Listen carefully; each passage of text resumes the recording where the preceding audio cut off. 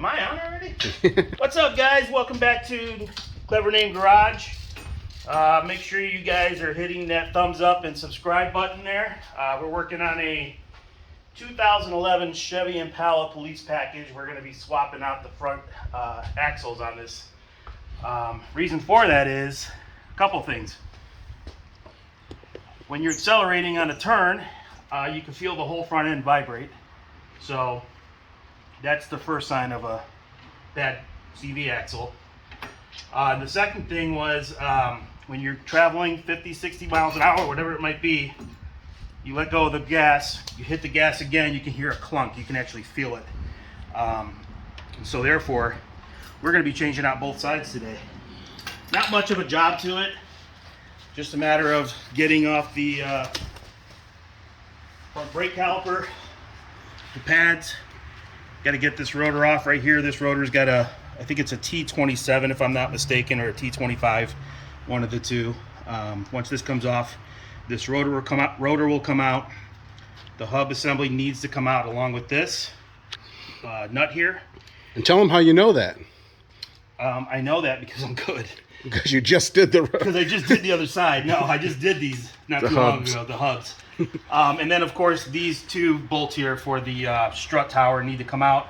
Once that comes out, this whole assembly will fall down, and hopefully that boot comes, or that axle comes right out. So we'll get some more on here and let you guys know exactly how it's going. But that's just kind of a start of what's going on, and shouldn't take much. It shouldn't take long. Rust-free car, rust-free bolts, makes for an easy job.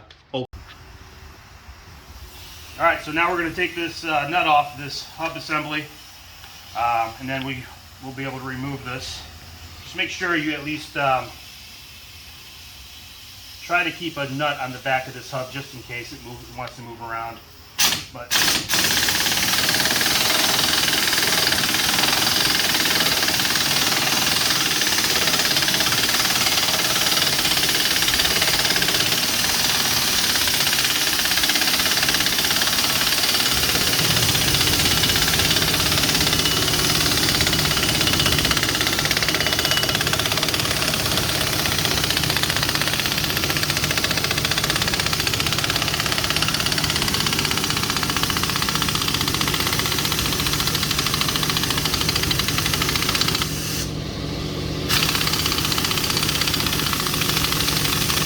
come on.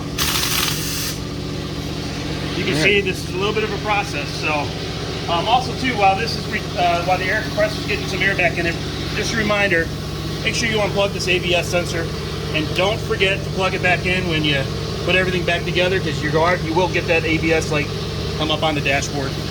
And from the factory, that's a 33. Is it 33 mil? I don't really. Oh yeah, this. Yes, I thought you meant pound feet. Yes, this is a 33 mil socket.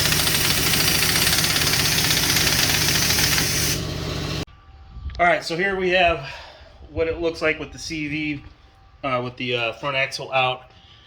You can see this one was leaking for some time because it's got a lot of residue through here. Transmission fluid is going to come out, guys, so just make sure you have something underneath to catch that. But this is what mine looked like when the final part came out. This came out in two pieces, and a lot of you are probably going to run into this.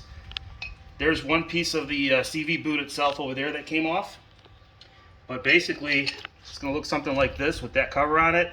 And when I pulled on it, this was so dry rotted that it just came right off. So this came out first. All we did here was, you can use a slide hammer to get it out if you want, but we used a pry bar there. It came right out. So now we're just going to reinstall the new one the same way we took the old one out. Make sure you check your transmission fluid level when you're done with the jobs on both sides, and should be good. All right, so here's what we have done on this side. The axle is in. It's pretty easy to get out, like we showed you before. One thing that you might want to know is this right here, this nut that holds on this strut. The only side that you're going to be able to get out is this here. And what I mean by that is you're not going to be able to put any kind of socket here, because this is flat on the end and rounded on the top. So basically, I mean, I guess you could do a crescent wrench if you had to hold it, but Other than that, you're just going to use a 19 millimeter socket here, and it'll buzz right off, and then just take your hammer it right off. Yeah, because that's splined in there to keep it from spinning, so you don't have to really hold it unless yours is really messed up. Yeah, but we got lucky. Like I said, this is a Southern car, so not much to it. So obviously, this is done on this side. We are not going to do a video for the other side because it's basically repeat. So hopefully you guys learned something from here. If you have any comments or questions, drop them down below. We'll be happy to answer them for you as we go along. And that's going to be it. So thanks for watching. Have a good night. Peace.